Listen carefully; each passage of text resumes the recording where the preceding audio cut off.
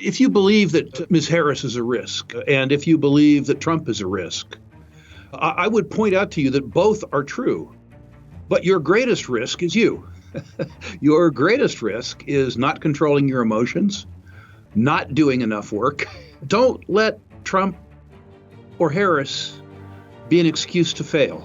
Remember that it's your money and the buck stops with you. This is Kaiser Johnson with Liberty and Finance, and these are the Miles Franklin Weekly Specials for September 2nd through September 9th, 2024, while supplies last. First, we have a very limited supply of backdated silver Australian Kookaburra 10-ounce coins at just $3.10 over spot per ounce.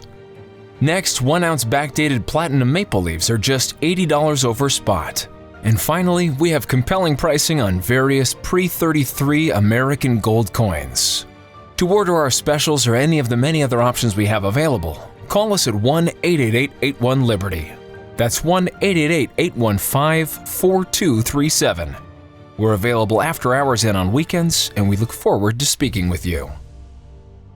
Welcome back to Liberty and Finance. We're always privileged to have this widely followed returning guest, Rick Rule, the former CEO of Sprott Asset Management, now the CEO of Rule Investment Media, joins us this Tuesday, September 3rd, 2024.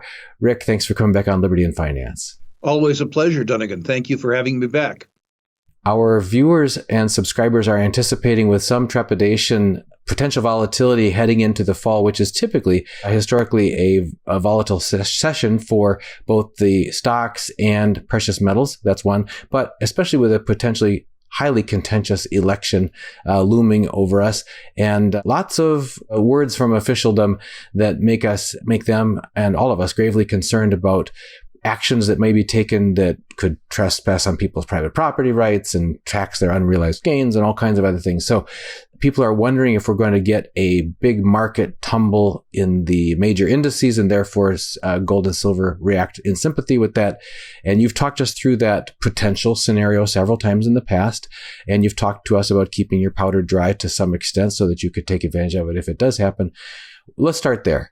Are people who have been basically sitting on the sidelines waiting for a pullback in the major market, assuming that will be a time to get their gold and silver, likely to find that plan fruitful for them, in your view, from past experience in previous market pullbacks? Sadly, nobody can see the future. Only hindsight's 2020. I've joked with you before, Dunnigan, that bearishness hasn't paid for me. Doug Casey and I joke that we've accurately foreseen 17 of the last 3 recessions. And so I try to stay partly in the market, but I also maintain a fair bit of liquidity, in effect attempting to have my cake and eat it too. We've talked before too, Dunnigan, about the fact that having cash necessarily means negating purchasing power. If you're receiving 4.5% or 5% on your savings, and the purchasing power of your savings is declining at 7.5% compounded, it means that your purchasing power is declining by 2.5% a year, which is unpleasant. But if you believe that there is a reasonable chance of a decent decline and an outside chance of a liquidity event like 2008, then I think that you have to be reasonably liquid, which I am. Now, I need to say that in my life, I've made money on the micro, not on the macro. I've made money by studying individual companies in greater depth than other people have, and deciding sometimes that almost irrespective of the big picture outcome, that something is cheap enough, or at least that the juxtaposition of risk to reward is attractive. So while I believe that Biden is a risk, Biden's not a risk anymore. He's on the beach where he can do no harm, which is great. If you believe that Ms. Harris is a risk, and if you believe that Trump is a risk, I would point out to you that both are true. But your greatest risk is you. Your greatest risk is not controlling your emotions, not doing enough work. Don't let Trump or Harris be an excuse to fail. Remember that it's your money and the buck stops with you. I need to say that I am concerned in the intermediate term that so many of the idiotic policies of both candidates attract anything but widespread skepticism and scorn among the electorate. But I'm not going to let that intermediate term concern keep me from making money. I was going to say that I would try to make money despite them. That's wrong. I'm going to try to make money to spite them.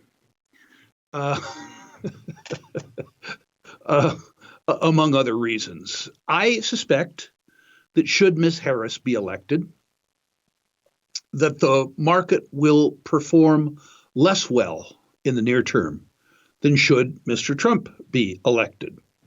The reason for that is that most investors are or seek to become rich people. And Ms. Harris is running on a determinedly populist theft agenda.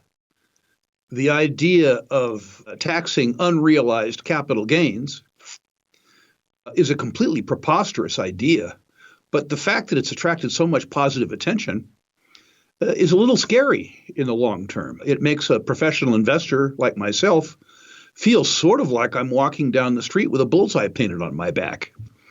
I don't expect her to get away with it. You know, those Wall Street backers of hers who have always prevented, as an example, the carried interest exemption from getting taken away, probably have a little visit with her, you know, slap her around a bit after the election. What bothers me isn't so much the proposition as its popularity outside the Beltway, and that is scary. Not to be outdone, you know, some of Mr. Trump's proposals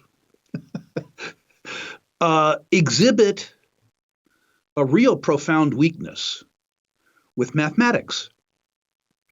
And the fact that people appear to take him at face value sort of tells me that a distressing number of Americans never got beyond grade 5 or 6 math. It's an odd circumstance out there. It reminds me a bit of when I was in my late teens, in the early part of the decade of the 60s. And I was listening to the blandishments of all the people running for office and looking at the circumstance around me and expressing some skepticism about my future from a macro viewpoint. My grandfather said, you know, son, my generation had the odd challenge too. The Great Depression, World War II, Hiroshima, Nagasaki. You'll get through this just fine. And that's what I would tell people who are letting their concern about the big picture get in the way of doing the work necessary to invest their money. Again, at a macro environment level, if you could bring us up to date on your thinking about the juxtaposition of gold hovering at all-time highs against the US dollar versus the miners being still not favored. And if you see that as a screaming value opportunity, or if you think Mr. Market is wise to know that there's something amiss there and that there's more likely to be a correction in the gold price than there is to be a rebound in the miners. It wouldn't surprise me to see a little correction in the gold price, given there's so much confidence in the market. If the Fed does cut interest rates and gold doesn't respond dramatically, then the next move in gold is lower, which I'm okay with. You know, I don't measure gold in weeks or even months. I measure it in years. And I feel very comfortable about what gold has done, starting with a starting point in either 1970 or 2000. I'm content in both circumstances. The discussion of gold and the gold stocks is much more nuanced. It goes like this. If you believe gold is going up, buy gold. That's insurance. You buy the gold stocks for a different reason. You buy them because you believe that they're companies that will outpace their competitors, or at least as a class, outpace the market. I would remind your viewers, or inform them if they didn't already know, that sometimes the gold miners can dramatically underperform gold. I point to the period 2000 to 2010, when the gold price advanced from about $250 US to about $1,750 US. And the free cash flow per share on the XAU fell. It took real skill for the mining industry to turn a 7-fold increase in the selling price of their product into a reduction in free cash flow per share. But they did it. They accomplished the impossible. They put stupid projects into production. They did stupid mergers and acquisition. Importantly, they issued enough shares. In other words, they inflated their share counts dramatically enough that the free cash flow per share declined.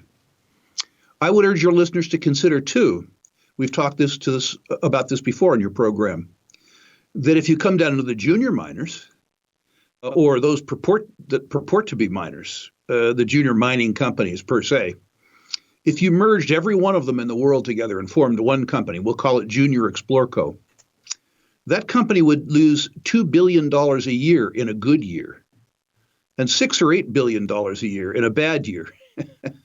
So what do you pay for that industry, Donegan? Do you pay 8 times losses? 12 times losses? If it's in favor, 15 times losses? So there's reason for caution.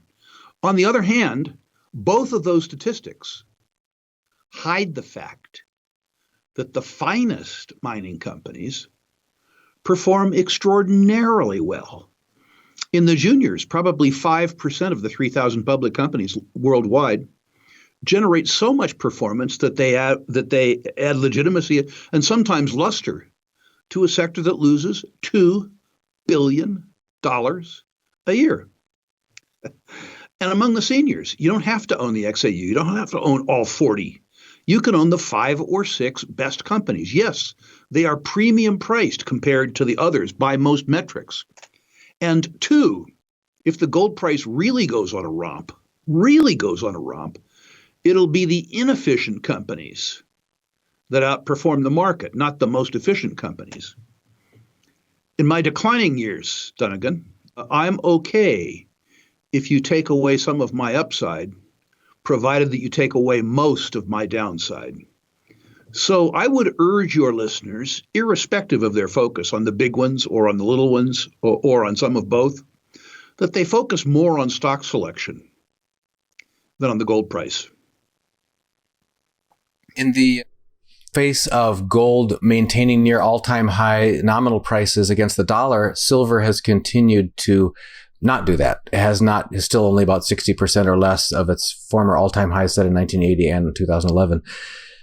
In the many times that you and I have visited this topic together, you've reminded us about a typical cycle that happens through major bull markets in the precious metals where gold moves first and silver moves faster and farther later. There has been remarkable skepticism about whether this time is different because of forces that may be not free market forces affecting silver, and others beating the drum, saying the Silver Institute says shortage and there's DOD demand that's not usually accounted for, and you've got India and others grabbing hand over fist, even off exchange methods and routes of getting silver. You certainly talked to us about Sprott having to go to great lengths to obtain silver from everywhere they could at one point. What's your view currently about the prospects for silver's prospects going forward versus gold versus how it's behaved in the past? Donegan, in my experience, we need a real precious metals bull market in order for silver to break out. And in the gold trade, I don't think, well, we probably are in the early stages of a bull market. But I would point out to you that an awful lot of the gold buying has been central bank buying. I would ask you to look at your own gold brokerage business in terms of retail participation. While it is true that for the last 20 weeks, there has been net retail buying, at least as evidenced through the ETFs, that retail buying is tepid. The move that we've seen in the gold price, while welcome to the gold adherents, is not anything like the move that we saw in the gold price in 1971 or 1976, or in 2002, 2003, or in 2009. And it takes that type of buying. It takes a dramatic move in the gold price, and it takes a growing recognition of the precious metals narrative among generalist investors, not you and I, to move the silver price. And we haven't seen that yet. What we have seen is dramatic moves in some silver equities that have performed as companies. Look at Silver Crest after the disappointment around the reserves valuation when they reached nameplate capacity and started generating cash. Stock's been on a tear. Mag Silver, stock's been on a tear.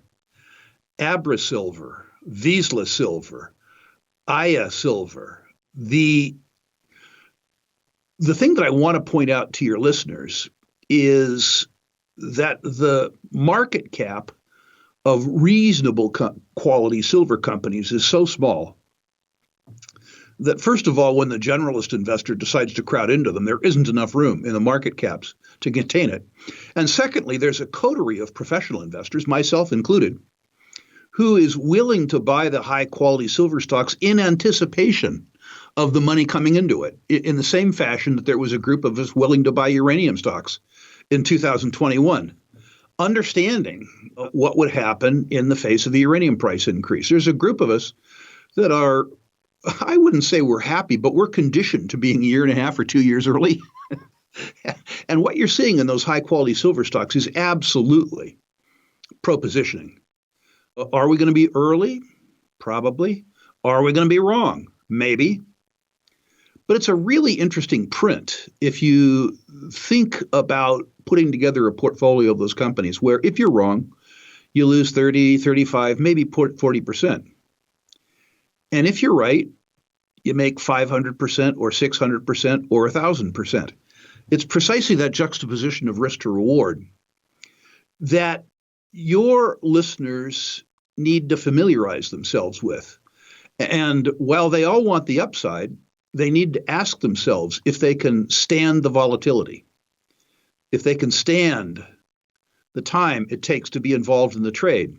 And most importantly, if they're willing to do the work to segregate in movie terms the good from the bad, from the truly ugly, because there's lots, there's lots in that latter category. You brought up uranium. You've talked to us about that in the past. Are there other non-gold or silver natural resources that you're particularly piquing your interest right now that you think people should be at least having on their radar and start learning about now because you are starting to believe or do believe that they will outperform other options in the next period of, year, 2 years, that sort of thing? There are at least three, and that's a wonderful question. They are in order of magnitude. And by the way, we're early on all three. You start studying now, you don't start buying now. But lithium.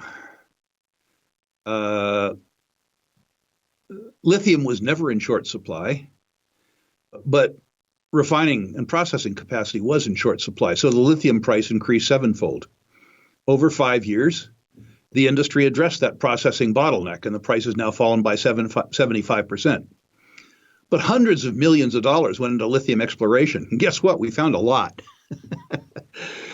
We talked before, when we talked about both uranium and silver, that there is no hate as sincere as the hate of a jilted lover. And lithium probably has 500,000 jilted lovers, people who bought the electric vehicle story without knowing very much about lithium. And they're getting more and more and more disgusted. And the 30 or 40 projects that worked at 3 year ago lithium prices that don't work at all against today's prices are going to be available in a year and a half for a song. For a song. Deposits that had $300 million spent on them will command $10 or $12 million market caps. That will come. That disgust will come just as the very low price of lithium stimulates demand. On a global basis, worldwide, the marginal producers at least are very, very upside down, which is why you're starting to see cuts in production. Cuts in production seems dire. For the market as a whole, it's great.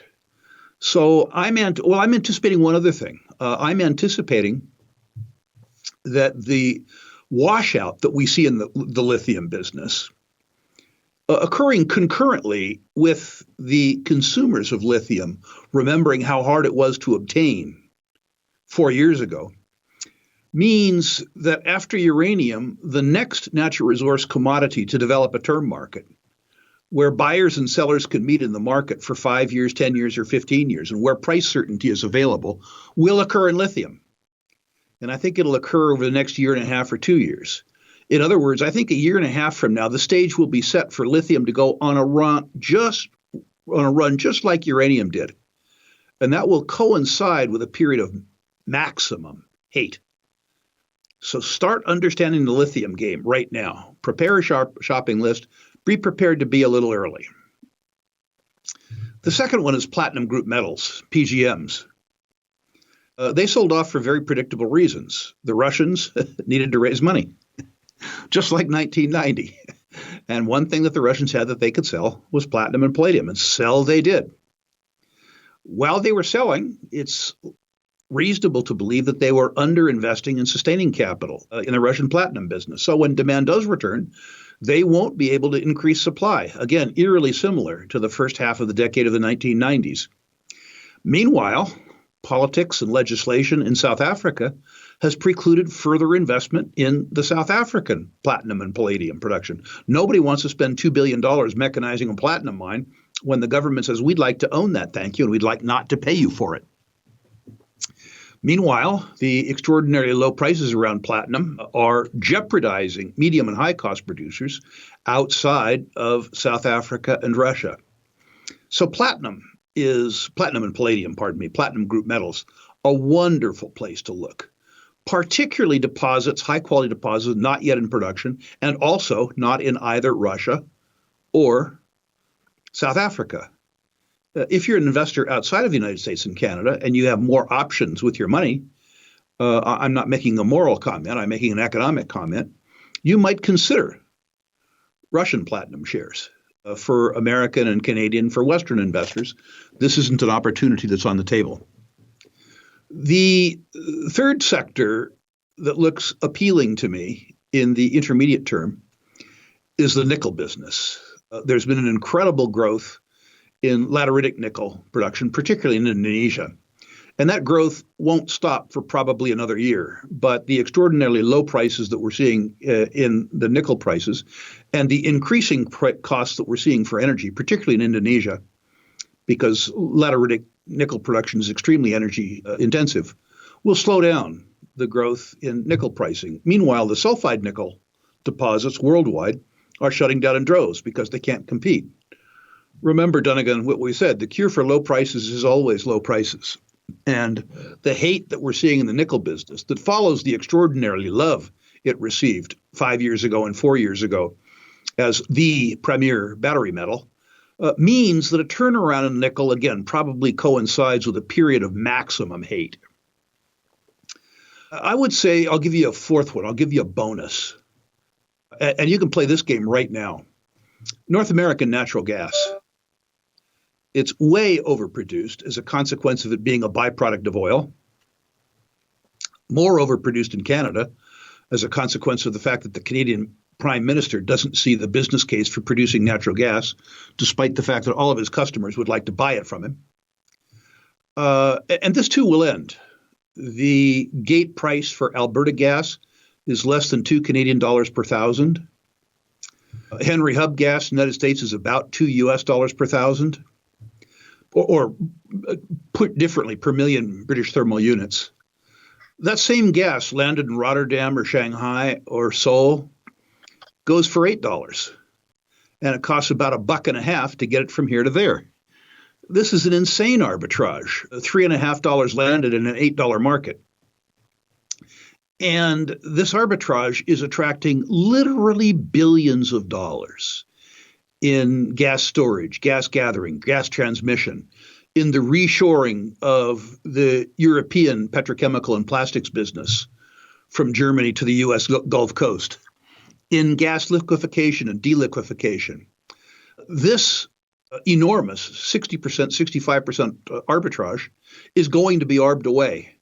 And I don't suspect it's going to be arbed away by lower oil prices. I think it's going to be arbed away by higher gas prices. The gas companies in North America are effectively decapitalizing. They're paying very, very high dividends. They have more locations than they can possibly drill, which is wonderful because that gas is going to come in handy. So if you want to play the game from an American perspective, and by the way, earn some decent dividends, you don't need to get too fancy. You don't need to buy, schlep, schmuck, and schmo gas.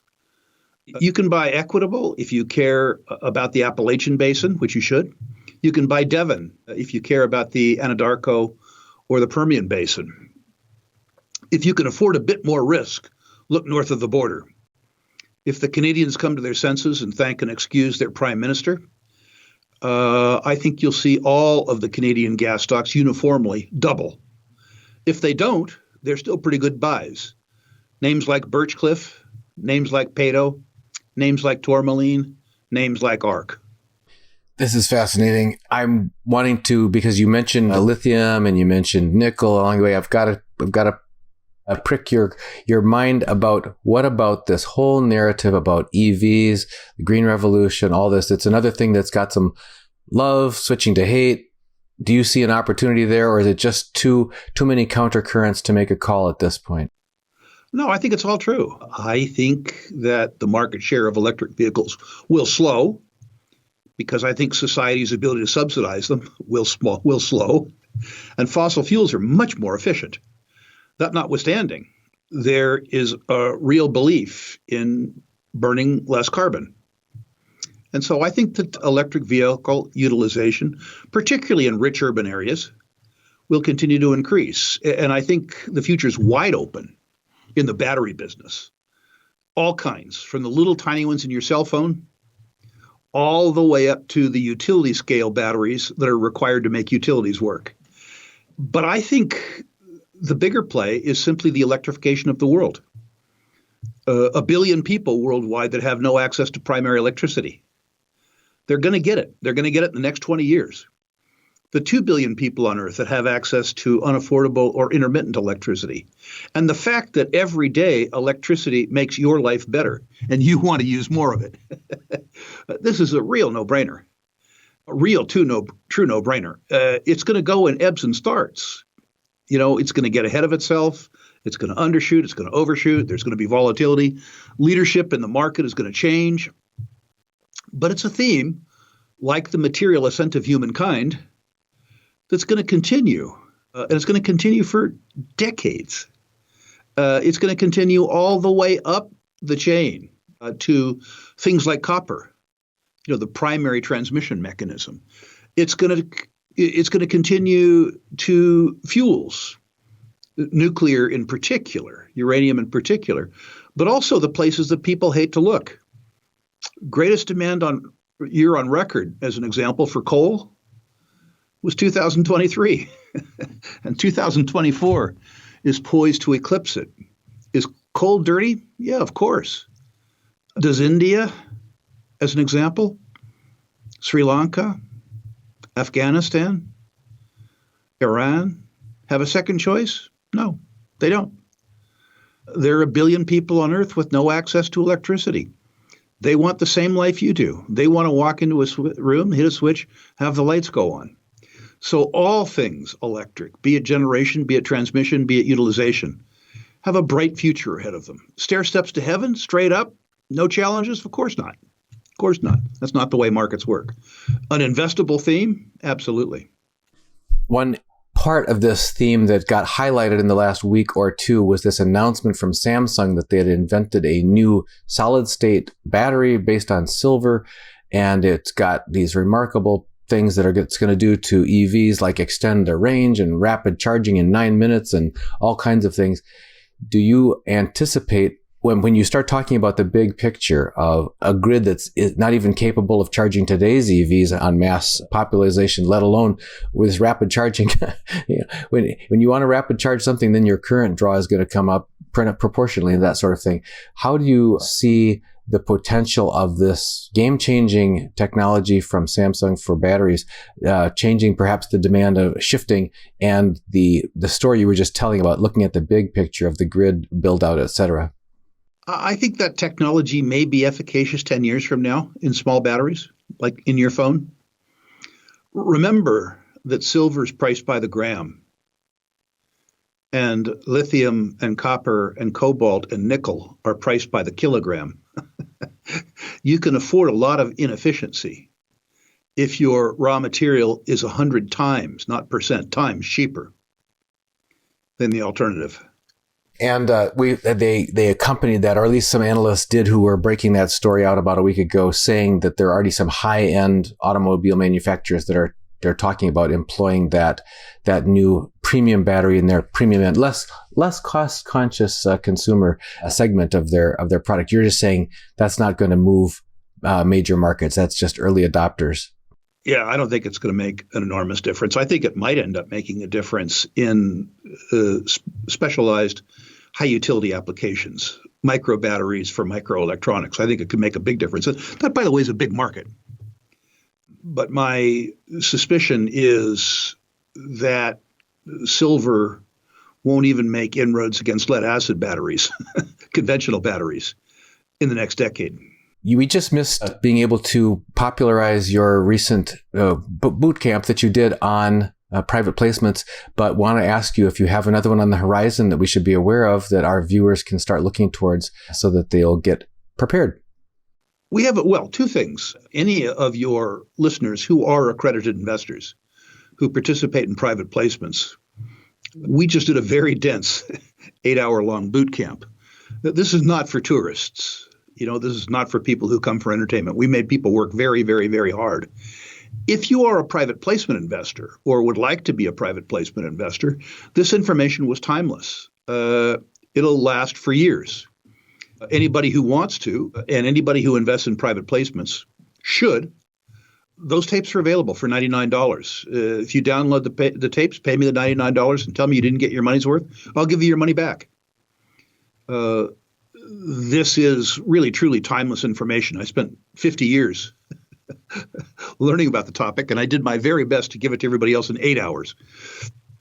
So it's very dense information. In answer to your question, the boot camp that we have coming up is on Tier 1 deposits, another subject near and dear to my heart. I define a Tier 1 deposit as one of the most competitive deposits of its type, of its commodity in the world, with in situ recoverable reserves and resources at current commodity prices exceeding $10 billion and hopefully exceeding $20 billion, in the lowest cost quartile worldwide in its commodity, and in the best quartile worldwide in terms of return on capital employed, but at least 25% return on capital employed. These, when they occur at affordable prices, almost always occur because there's a wart. The wart might be political risk. In one case, a country that we'll talk about is in Malawi, a country that many people can't pronounce. Or they will involve a commodity, say nickel, or platinum and palladium, or lithium. That's out of favor, particularly when a commodity is priced on a global basis below its cost of production. If you assume that 5 years from now that commodity will still be available to be used, it means that you believe the price is going to go up. So we're going to talk about, with specific examples, investing in Tier 1 deposits. We're going to talk about the fact that it takes time. We're going to talk about the pricing matrices necessary to construct in order to make the investment. And we're going to name some names. Once again, like any educational product I've offered up over the last 28 years, absolute money-back guarantee. If you think for any reason that the information in the boot camp isn't worth the $99 I charge you to receive it, I'll give you your money back. It's worthy to note, Dunnigan, in the recent boot camp around private placements, we had 0 refund requests. In the Prospect Generator boot camp, we had 1 refund request. The Rural Symposium, out of 1,300 online and live tickets sold, we had 2 refund requests. That notwithstanding, that refund request is my guarantee to you that the product that I'm going to be giving you is worth much more than you're going to have to pay for it. And in addition to this upcoming boot camp on Tier 1 deposits, you've often reinitiated your offer to our subscribers and viewers if they want to have their natural resource portfolios graded by you. Is that still available? certainly the case. We maintain coverage on over 700 natural resource companies, mining and oil and gas. If you care what I have to say about natural resource investing and want to personalize it all the way down to your own portfolio, go to ruleinvestmentmedia.com. List the natural resource stocks that you own. Not every natural resource stock on the planet, please. No laundry list of would-bes. Every resource stock that you own. And I will personally rank them 1 to 10, 1 being best, 10 being worst. Again, please, no crypto, no pot stocks, no tech stocks, natural resource investments only. And by the way, while you're at it, if you are for any reason unhappy with your current bank and you'd like to do a business with a bank that treated you well, as an example, paid you real interest on your deposits, when you're at Rule Investment Media, in the question and comment section, simply write bank, and I'll send you information on Battle Bank, currently an organization. Well, Rick, we're very grateful for your recurring visits here. And next time we'll have a call for viewers' questions ahead of your arrival, and we'll do another one of our rapid fire question and answer sessions. That's always a lot of fun. And we're just grateful that you answered these in-depth questions today. I think there's a lot of value there for people to plumb. So thank you again for joining us on Liberty and Finance. Dunnigan, thank you. And it was great to see the Kaiser family at Boca Raton. I'm always enjoy doing business with 2 generations of the same family. I'm blessed in certain instances now, I guess as a consequence of my age, to be doing business with the 3rd generation of some families, which is wonderful. But thank you again for coming down to Boca to see us. Always a pleasure. Thank you, Rick.